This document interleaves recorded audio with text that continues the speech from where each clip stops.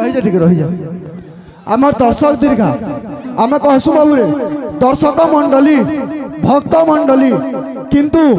बाहा की गाहक मंडली तो टिके आके बाहरी गला आ पैसा नहीं गला सेटा कहउछन कि पैसा लगी आउछन कहीं मीटिंग चली छी बुझिस ना न रे बुआ डालवा बरसाती दुई फसल लगाऊ चलू से न पैसा ना देले भी चलवा कीर्तन को बढ़िया भाव बुझ कीर्तन रो मार रहबार कथा गौरांग जन्म चैतन्य जन्म आमर कथाटे रहला तो हेंता भद्र जीमा बाहर के जाइना पारे भितर बजामी जहाँ बजामी आमर गुरु माने कहूछन मीटिंग करूछन भितर थैकिरी कर कही बेले परंपरा के रखमा भितर भितर कीर्तन करमा मजा लागबा हेंता भद्र करमा कीर्तन हिसाबे जीमा हरि नाम दिने रे गोविंद नाम दिने हरि नाम दिने रे गोविंद नाम दिने हरि नाम दिने रे गोविंद नाम दिने हरि नाम दिने रे गोविंद नाम दिने विफले मानव जन्म जाए दिने दिने विफले मानव जन्म जाए दिने दिने विफले मानव जन्म जाए दिने